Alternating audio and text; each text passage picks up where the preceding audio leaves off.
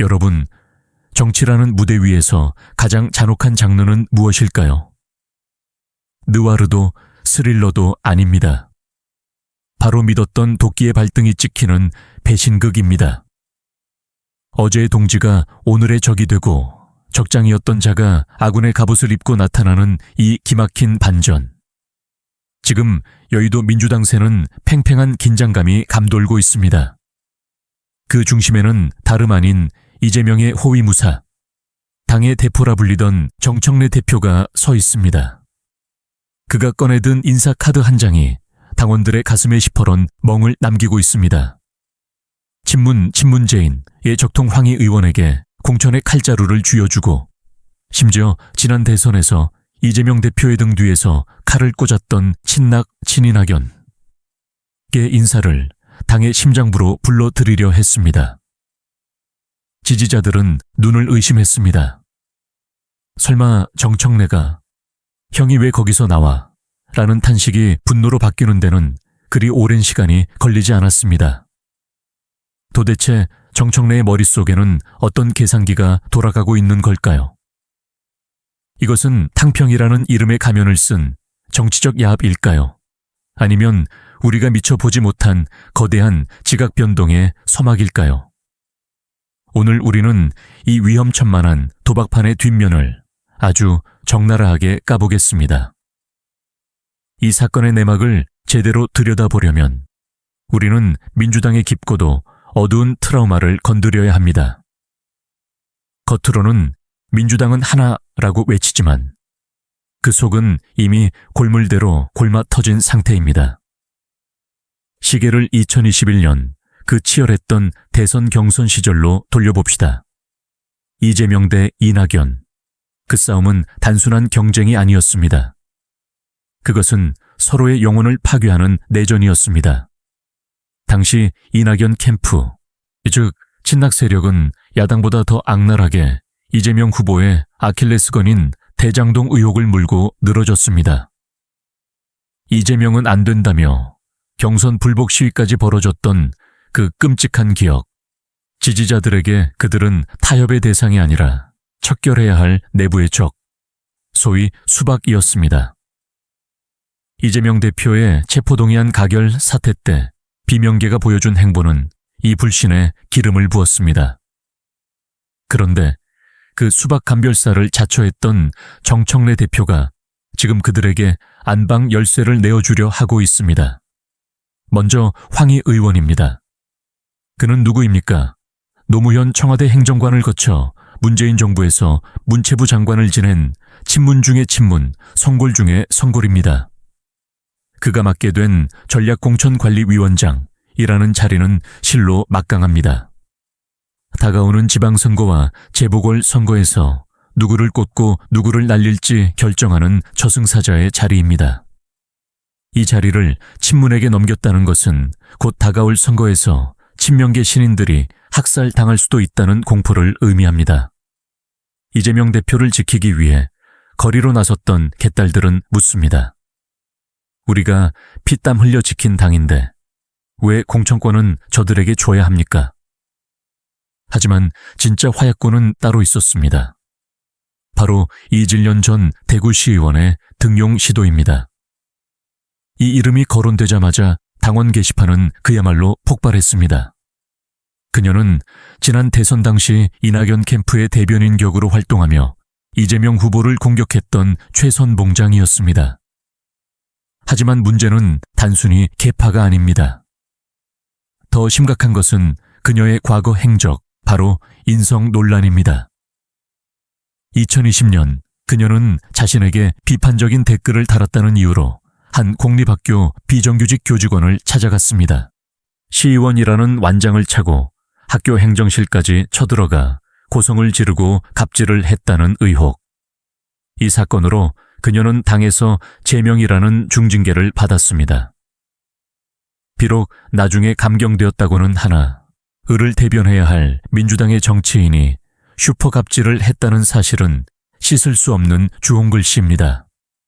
도덕성 점수 0점, 당 정체성 점수 마이너스.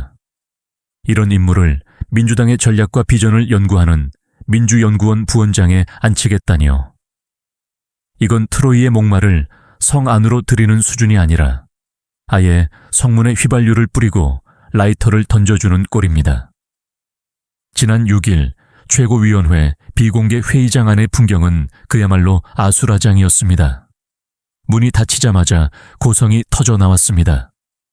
친명계 강득구 의원이 참다 못해 폭발한 것입니다. 지금 제정신입니까? 이런 사람을 추천하다니요. 당원들이 보고 있습니다. 그의 외침은 단순히 개인의 분노가 아니었습니다. 바닥 민심의 대변이었습니다. 문정복 최고위원이 내가 추천했다. 지역 안배 차원이다. 라고 방어했지만 이미 엎질러진 물이었습니다. 결국 이질련 임명은 보류됐지만 이 사건이 남긴 파장은 일파만파로 번지고 있습니다. 여기서 우리는 정청래라는 노련한 정치인의 머릿속을 해부해봐야 합니다. 그는 바보가 아닙니다. 당원들이 반발할 것을 몰랐을 리 없습니다.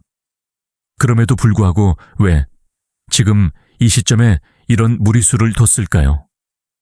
여의도 정가에서는 크게 두 가지 시나리오가 돌고 있습니다. 첫 번째는 정청래의 독자 세력화, 즉 킹이 되고 싶은 킹메이커의 욕망입니다. 이재명 대표의 사법 리스크는 여전히 현재 진행형입니다. 만약에 사태가 발생했을 때 당을 접수하려면 친명계만으로는 부족합니다.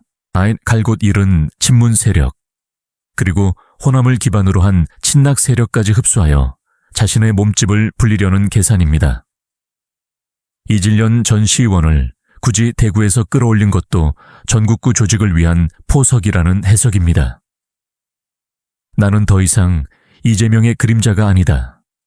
나도 대권 주자다라는 무언의 선언일 수 있다는 것입니다. 두 번째 시나리오는 더 충격적입니다.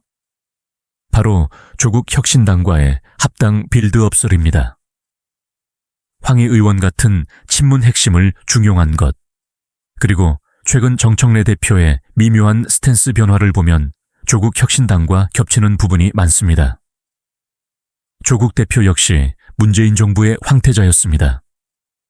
친문 세력을 당의 요직에 앉혀 민주당의 이재명 색채를 조금 빼고 자연스럽게 조국 혁신당과 화학적 결합을 시도하려는 거대한 밑그림이라는 분석입니다. 이재명 대표의 사법 리스크가 현실화될 경우를 대비한 플랜 B이자 범야권 재편의 신호탄일 수도 있다는 섬뜩한 추측입니다. 한 친명계 의원은 사석에서 비명계 인사가 주요 당직에 잇따라 영입되는 것이 심상치 않다. 정 대표가 딴살림을 차리려는 것 아니냐며 불안감을 감추지 못했습니다. 이 상황을 지켜보는 진짜 민심, 당원들의 반응은 어떨까요? 제가 각종 커뮤니티와 유튜브 댓글을 싹 훑어봤습니다. 반응은 배신감을 넘어 허탈감에 가깝습니다.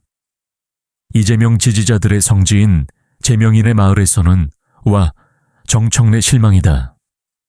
우리가 밥 갈고 피 흘려 지킨 당인데 수박들을 안방에 들이냐. 이질련? 갑질해서 징계받은 사람을 연구원 부원장에 앉히는 게 쇄신이냐. 퇴행이지. 탈당 마렵네 진짜 라는 분노가 폭발하고 있습니다. 반면 펜코 같은 중도보수 커뮤니티에서는 팝콘 각이네. 민주당 또 내부 총질 시작인가? 정청래가 큰 그림 그리는 건지 아니면 노망이 난 건지 모르겠다. 친문 황희가 공천권 주면 이재명계 애들 다 날아가는 거 아니냐? 꿀잼 보장이다 라며 조롱 섞인 반응을 보이고 있습니다. 황희는 문재인 정부 때 장관하면서 뭐 하나 제대로 한 게 없는 무색무취의 대명사인데 굳이 지금 쓰는 이유가 뭘까? 결국 다음 지방선거 공천권 나눠먹기 야합 아니냐는 날카로운 지적도 뼈아픕니다. 정치공학적으로만 보면 정청래 대표의 이번 수는 아주 고단수일지도 모릅니다. 비명계를 끌어안아 외연을 확장하고 통합의 리더 이미지를 구축하려는 고도의 전략일 수 있습니다. 하지만 정치는 수학이 아니라 심리학입니다. 지지자들의 영린을 건드리면 아무리 좋은 전략도 독이 됩니다.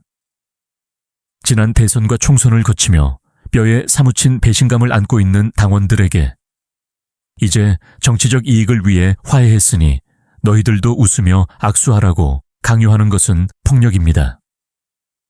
특히나 도덕적 흠결이 명백한 인물까지 통합이라는 명분으로 포장해 등용하려는 모습은 공당의 시스템마저 사유화하려는 시도로 비칠 수 있습니다.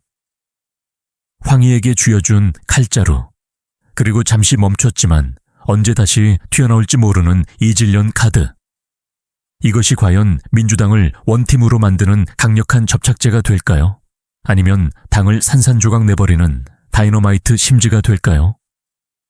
한 가지 확실한 건 정청래 대표가 지금 돌아올 수 없는 루비콘강 위에 위태롭게 서 있다는 사실입니다. 집토끼를 잃은 사냥꾼은 산토끼를 잡기도 전에 얼어 죽는다는 옛말이 있습니다. 정 대표의 이번 도박이 과연 어떤 결말을 맞이할지 민주당의 운명은 다시 한번 경랑 속으로 빠져들고 있습니다.